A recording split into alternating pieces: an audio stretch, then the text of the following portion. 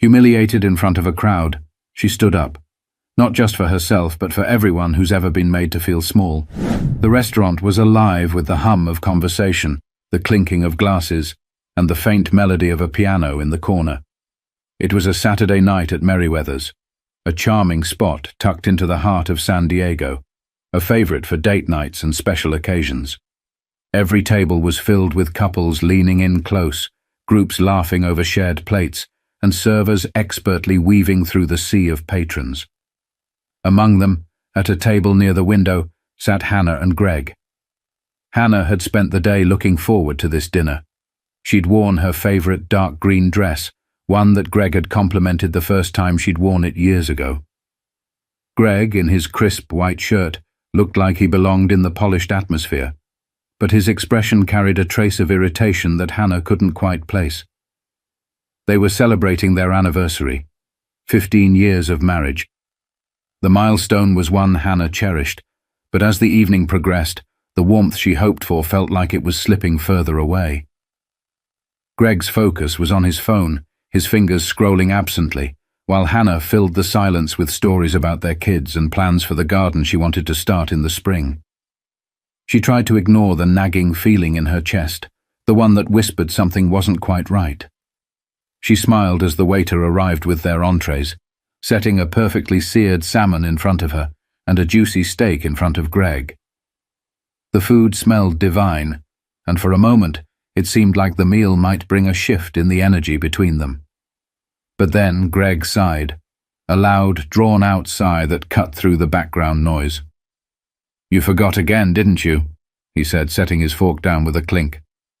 Hannah blinked, caught off guard. "Forgot what?"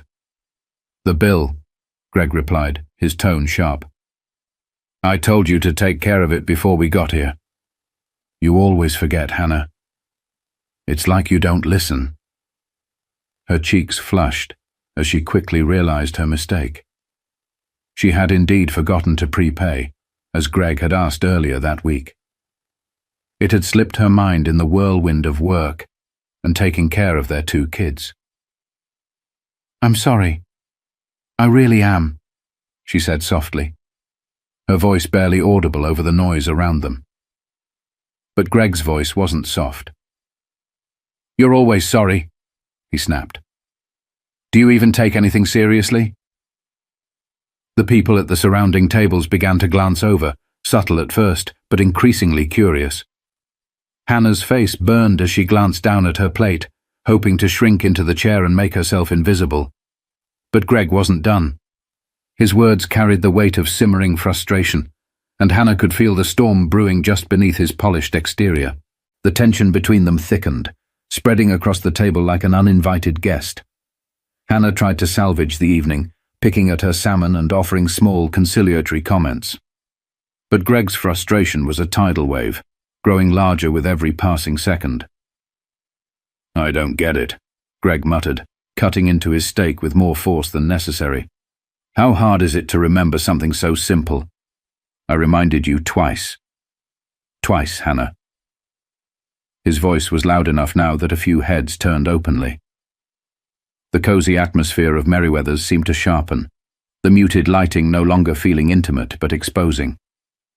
Hannah caught the sympathetic glance of a woman at the next table and quickly looked away. "I said I was sorry," she murmured, her voice trembling slightly.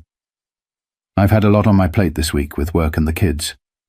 It just slipped my mind." "Oh, it always slips your mind, doesn't it?" Greg shot back, leaning back in his chair with a bitter laugh. "Meanwhile, I have to be the one picking up the pieces." The waiter approached cautiously, sensing the unease. "Is everything all right here?" he asked, his tone careful. Greg waved him off. "We're fine. Just bring the check." The waiter hesitated, but eventually nodded, retreating back into the kitchen. Hannah took a sip of water to steady herself, but Greg's words were relentless. "I don't ask for much, Hannah. I don't. But even the smallest things."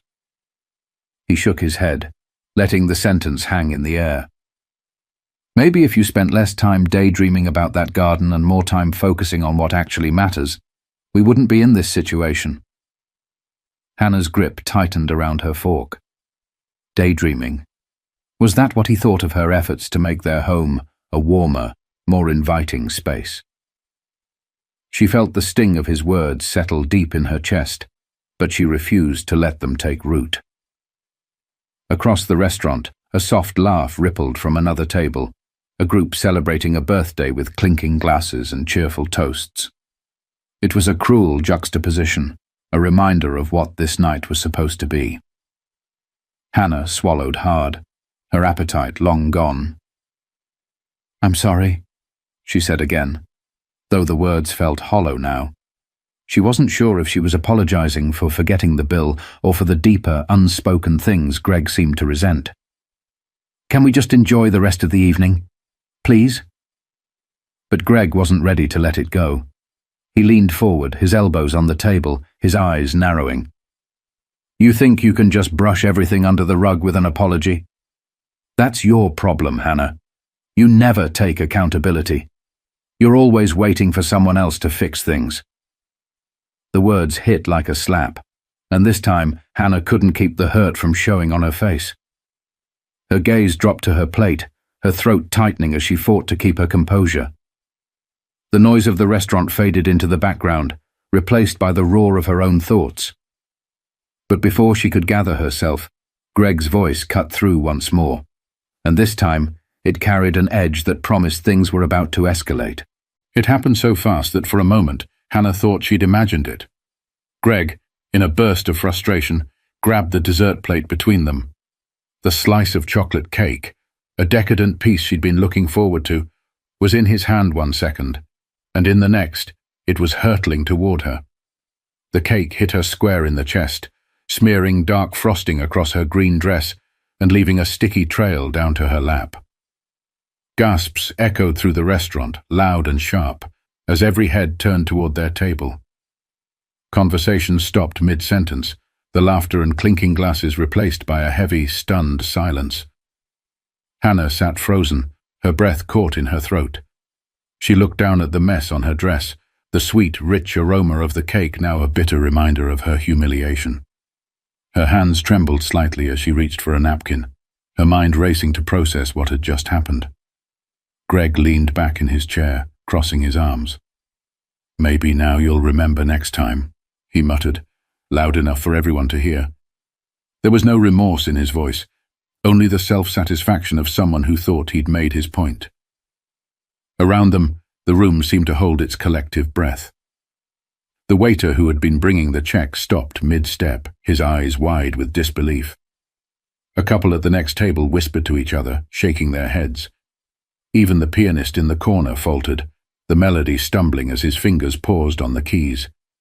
Hannah felt the weight of their stares, the judgment and pity radiating from every corner of the room.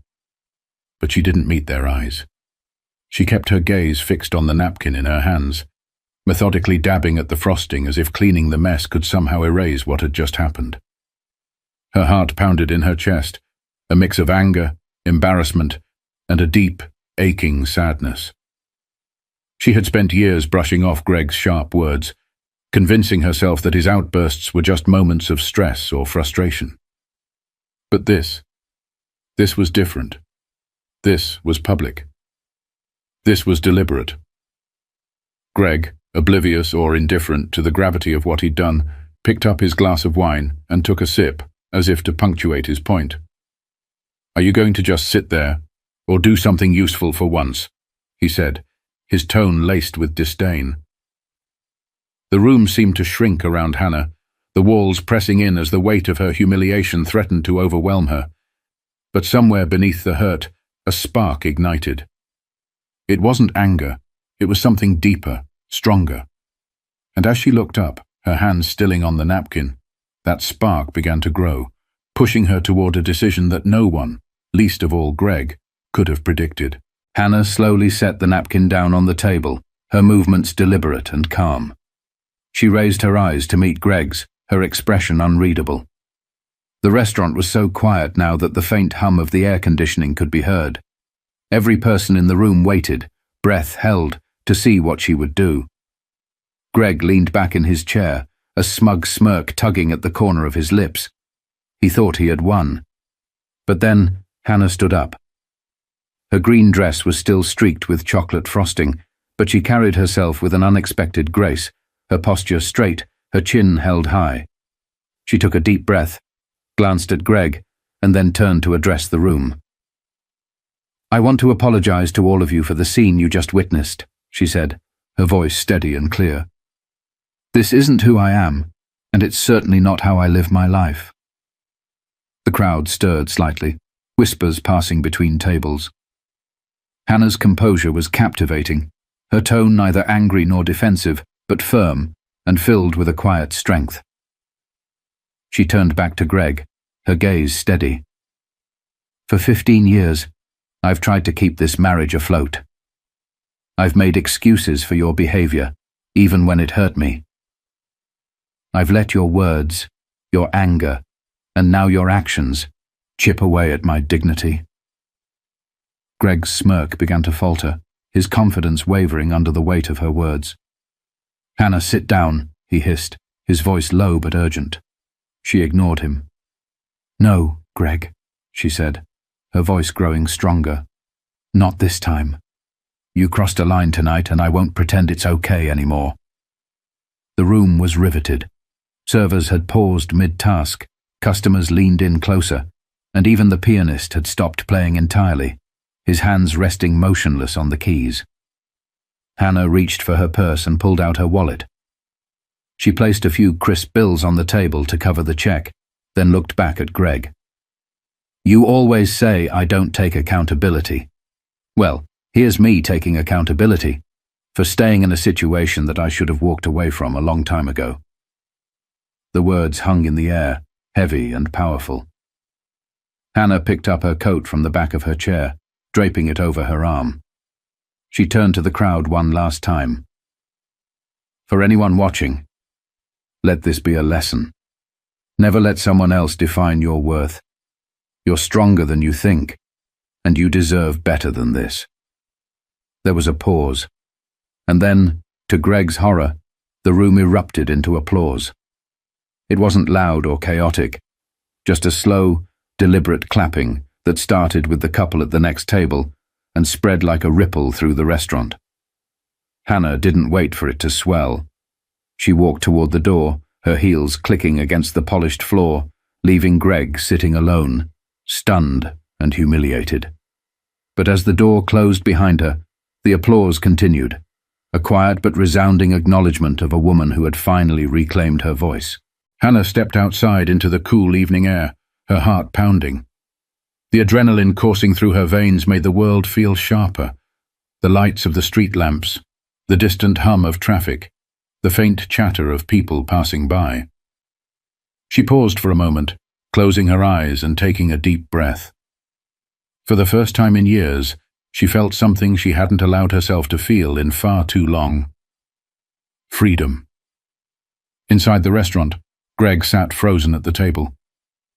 The applause had faded, replaced by hushed murmurs and the occasional pointed glance in his direction. His smug demeanor had evaporated, replaced by an awkward discomfort as he realized the weight of what had just happened. The world he'd controlled so tightly for years was unraveling, and there was nothing he could do to stop it. Hannah didn't look back as she walked toward her car, her head held high. She wasn't sure what the future held, but for the first time, she wasn't afraid to face it alone. Her marriage, once a cornerstone of her life, now felt like a distant chapter, a lesson learned but not one to repeat. The moral of her story wasn't just about standing up in the face of public humiliation. It was about understanding your worth, even when someone tries to strip it away. It was about realizing that the life you deserve is one built on respect, kindness, and mutual love, and that it's never too late to walk away from something that diminishes you. As Hannah drove home that night, she felt the beginnings of hope stir within her. She thought of her kids, of the garden she still wanted to plant, of the friends who had always supported her quietly from the sidelines. Life wasn't perfect, but it was hers to rebuild, and she was ready to do it on her terms. And maybe, just maybe, her story would inspire someone else, someone sitting quietly at their own dinner table, wondering if they were strong enough to demand better. Because they are. So, to anyone watching, here's a question. What would you do if someone tried to strip away your dignity? Would you stand tall, like Hannah, and reclaim your worth? Or would you let them keep you small? If this story moved you, if it made you think about your own strength and the strength of those around you, don't forget to subscribe to our channel. Stories like Hannah's remind us that change is possible, and that every one of us has the power to write a new chapter. Because sometimes, the hardest moments in life can lead to the most beautiful transformations.